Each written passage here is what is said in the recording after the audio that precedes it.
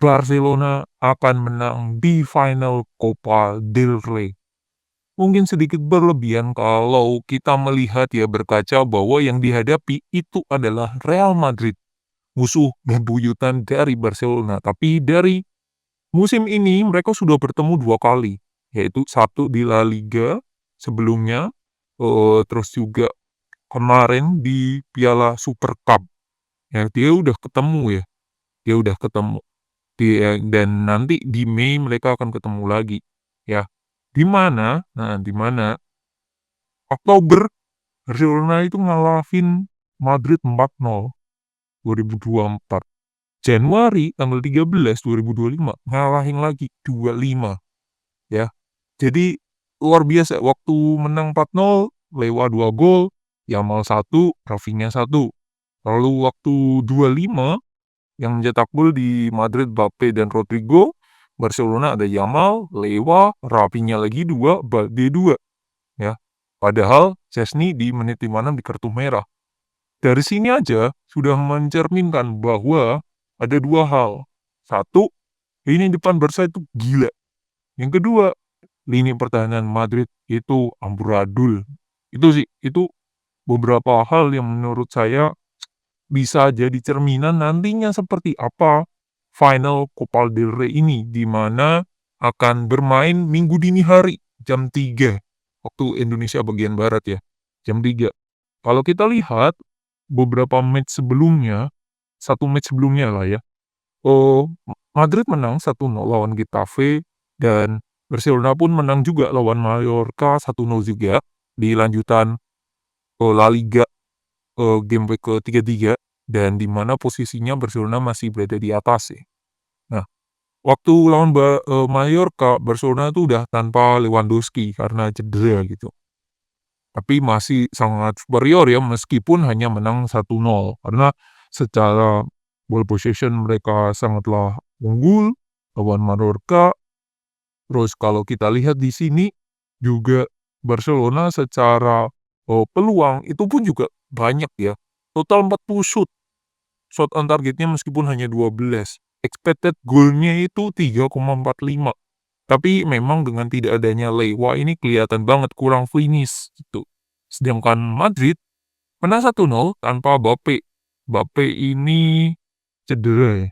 Cedera dan hukuman nih kalau urusannya sih ini di sini ankle injury atau the full, tapi ini memang dia hukuman ya, yang waktu Neko kartu merah itu.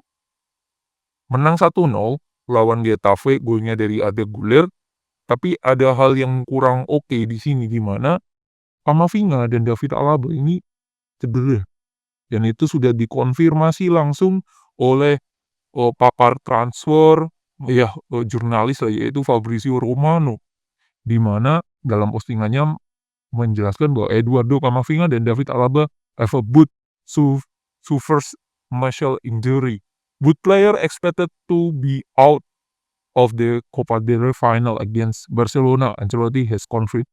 Jadi Fabrizio Romano mengatakan bahwa Ancelotti sudah konfirmasi bahwa kemungkinan besar itu Camavinga dan Alaba ini akan absen. Nah, posisinya waktu head to head lawan Barca 2-5 yang terakhir, itu masih ada Alaba, udah nggak ada Alaba sih, udah nggak ada Alaba, tapi ada Camavinga di tengah. Itu pun mereka kocak-kacir ya, 2-5, gimana ini gitu. Jadi misi berat kalau saya melihat Madrid ini. Madrid ini berat, belakangnya gila, belakangnya itu sangat mudah terjebol, bahkan yang paling, menurut saya hal yang paling nggak oke dari Madrid itu terlihat jelas di match lawan Arsenal. Home maupun away. Waktu home kalau nggak ada Courtois lebih dari 3-0. Waktu away, sorry. Waktu home main di kandang sendiri. Saya kira sebelum match itu Arsenal mainnya akan deep, akan nunggu. Nyatanya Madrid yang lebih tidak menguasai banget gitu.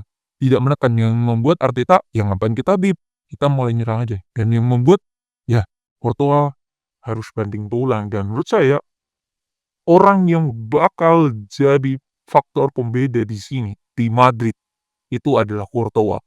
Kalau Courtois save bolak-balik, serve-nya luar biasa dan Madrid bisa efisien. Nah, ujinya ada 2, Courtois luar biasa dan juga Madrid efisien. Ya, entah itu nanti di depannya ada Rodrigo lah, entah itu Vini, entah itu Mbappe bisa comeback, bisa atau Endrick, ada Güler, you name it, atau Bellingham, siapapun itu, kalau klinis, Madrid bisa menang. Dengan catatan itu tadi, Courtois luar biasa. Di satu sisi, kalau kita lihat Barcelona, depannya tuh ngeri. Yamal, Rafinha itu fluid banget ya. Ditambah kalau di sini kan Lewa-Lewa, tapi ini cedera ya. Kemungkinan adalah Ferran Torres yang di depan. Atau Dani Olmo yang jadi false nine. Itu bisa saja.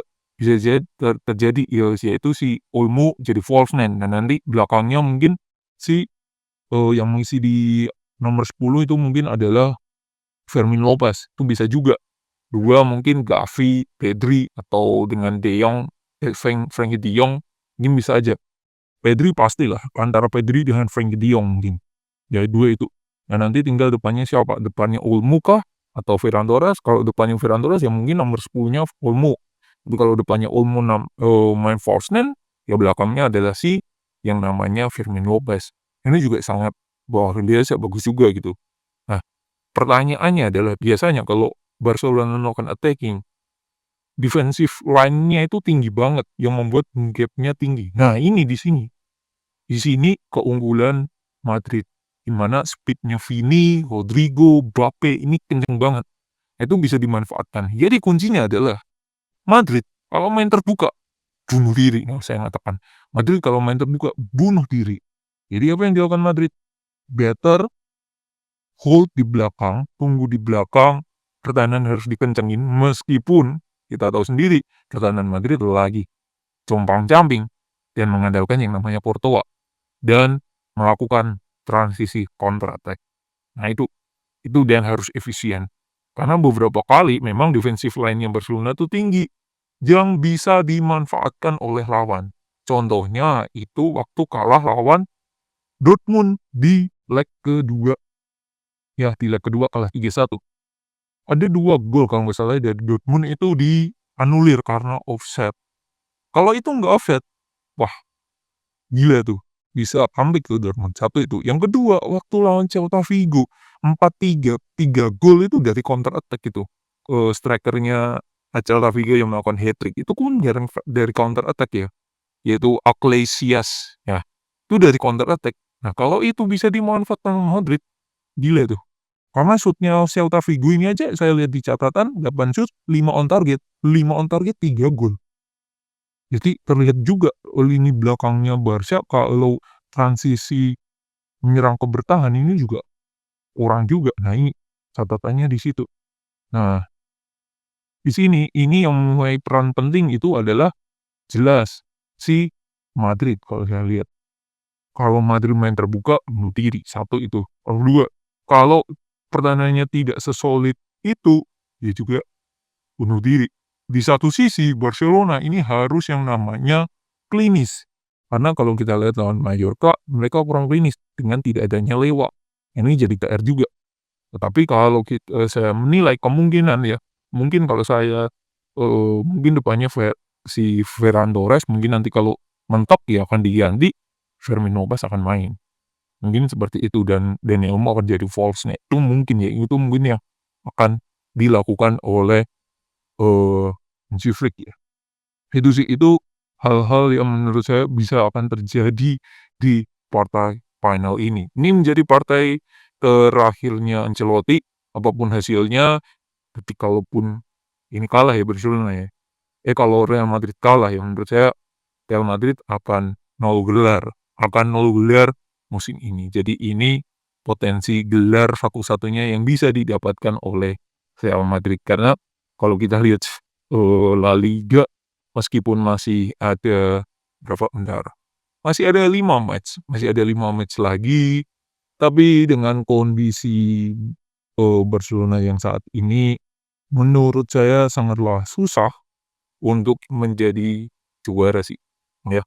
Selisihnya meskipun masih 4 poin, saya nggak pede sih Madrid bisa mengejar ketinggalan Barcelona 4 poin ini. Jadi La Liga menurut saya sudah layak di Barcelona dan ini Copa del Rey satu-satunya gelar yang bisa didapatkan oleh si Madrid ya, sama Ancelotti.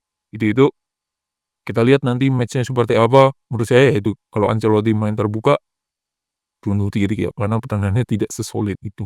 Tinggal tinggal gimana gitu, bisa nggak defense-nya ini, rapat di belakang terus melakukan counter, memanfaatkan yang namanya kelemahannya Barca, yaitu line defense-nya terlalu tinggi. Line defense-nya yang tinggi, gitu, dengan memanfaatkan kecepatan Mbappe, Vini, Rodrigo, ini itu sih. Dan negatifnya ya banyak pemain Madrid yang cedera, back-nya juga masih jelek, itu kalau Barcelona, sisi positifnya ya, depannya ini fluid banget. Negatifnya adalah line defense-nya terlalu tinggi yang sering kali bisa dimanfaatkan oleh lawan, satu, dan yang kedua adalah tidak adanya Lewandowski ini di beberapa match sangatlah berefek ya, di mana lini depannya kurang gacor lah ya, di goal getter-nya nggak ada yang seperti Lewandowski. Jadi itu kita lihat nanti match Barcelona lawan Madrid di Copa del Rey seperti apa. Kalau saya menilai 60-40% untuk Barcelona.